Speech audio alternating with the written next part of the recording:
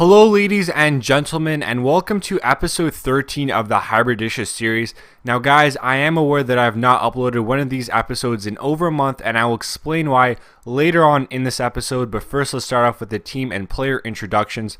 So in net we have Mihailov. He is a Bulgarian keeper playing in the Dutch league, and he stands at 6'4".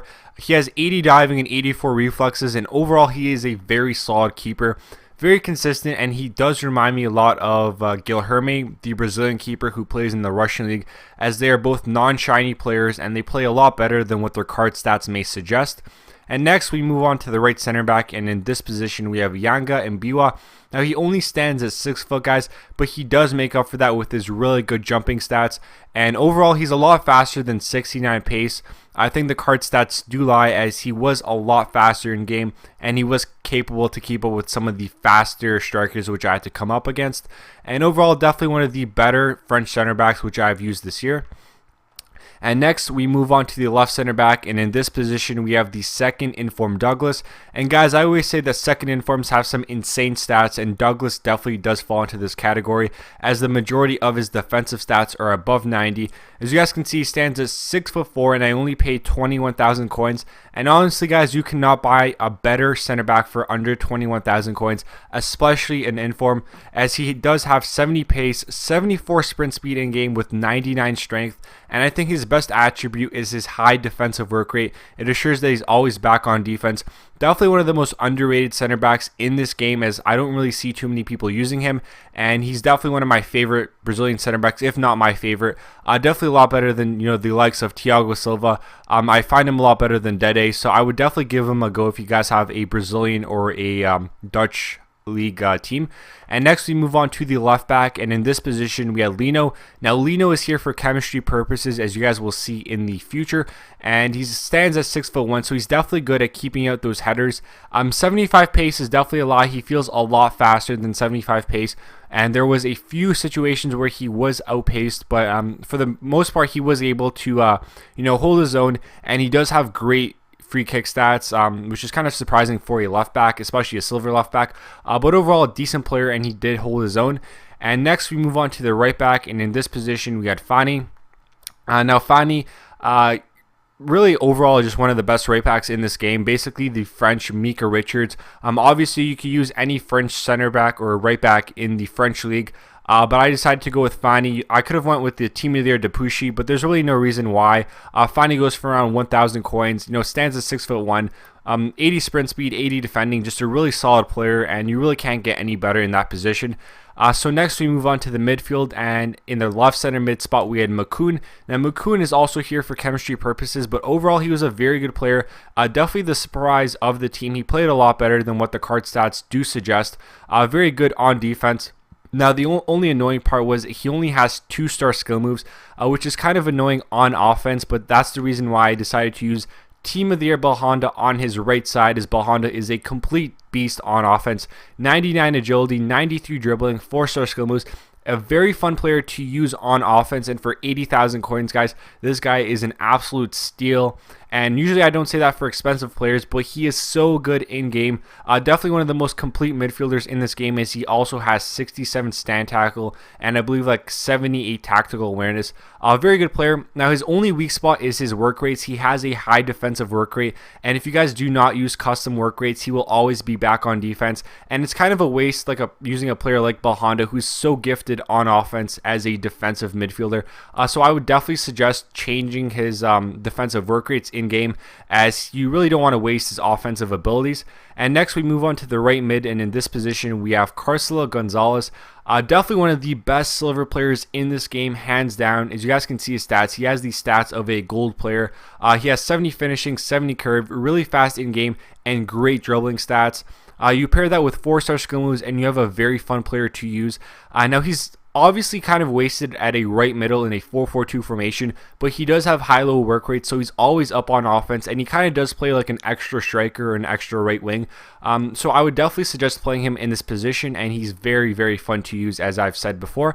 And in the left middle position, we have the second inform Morales. Now, guys, I usually say that second informs, like I did earlier in this episode, have insane stats, and Morales does have insane stats. Unfortunately, guys, he doesn't play that well in game, And as you guys can see, his stats: 90 pace, 91 shooting. The majority of people who buy this card have high expectations. Definitely he is the closest player to Ronaldo, as I have used Ronaldo and they are very similar in the way they run. But Morales definitely does not have 91 shooting. It doesn't really feel like that. And his pace is also kind of disappointing. You know, it says 90 sprint speed in game, but he definitely felt a lot slower. So overall, he's definitely a good player. He does have 4-star skill moves, decent stats, but in game he doesn't really live up to the expectations which most people have, especially looking at those stats. So overall, decent player. For 21,000 coins, I would definitely suggest buying him.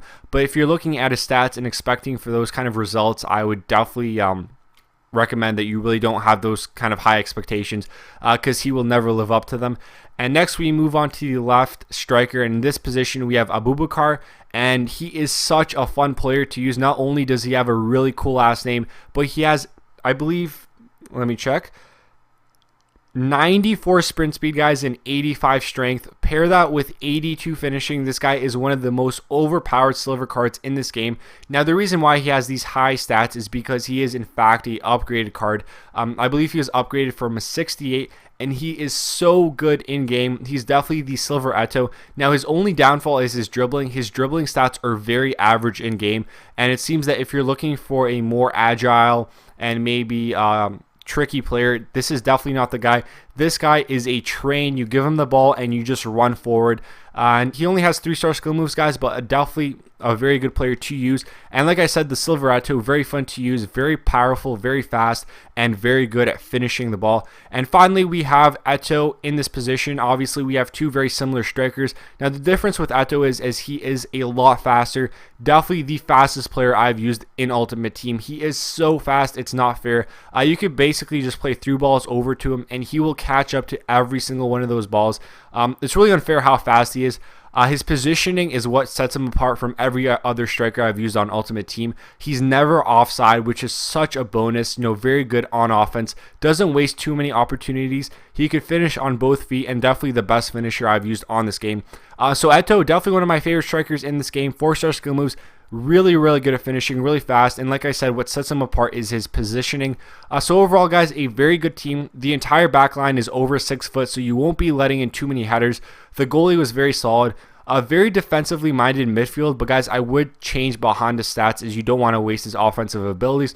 And the attack was very, very good. So overall, I definitely suggest buying this team. Very cheap. Obviously, the most expensive player was Bahanda at 80,000 coins, and you could probably buy the majority of these players for really low prices, as it is the end of Ultimate Team, and it's really easy to buy players for cheap. So let's move on to the goals. Alright guys, so as stated in the beginning of this video, I will list and explain a few reasons why I have been so inconsistent with my uploads in the last few weeks. And this goal actually perfectly demonstrates why Abubakar is so overpowered in this game. He skills by a few players, runs by the rest, and just slots it past Joe Hart like a complete boss. In my opinion, he's actually a lot better than Lukaku, so I would definitely try him out if you do enjoy using Lukaku, as Abubakar is a great player. But as I was saying, guys, there are 3 main reasons why I have been so inconsistent with my uploading.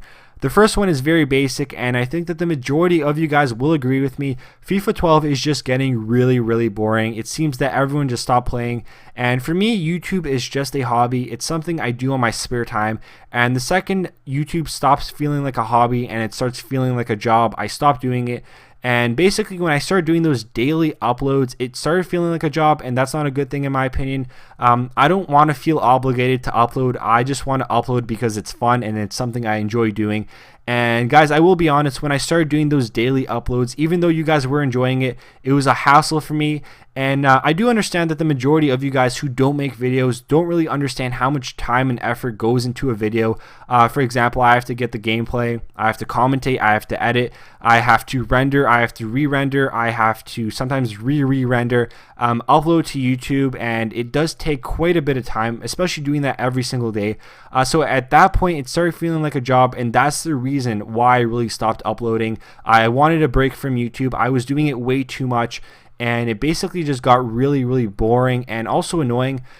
So don't really expect any daily uploads from me in the future, especially when I start going into university, which I will be going to in 2 weeks. I actually moved to Toronto in 2 weeks, and classes start in around 3 weeks. So I will be really busy, guys, but I actually have a FIFA 12 compilation coming out this week. That's another reason why I have been kind of inconsistent with my uploading. I have been focusing on getting some clips for that compilation, which should be out this week. So anyways, guys, I do apologize for the lack of uploads, but as always, have yourselves a wonderful day.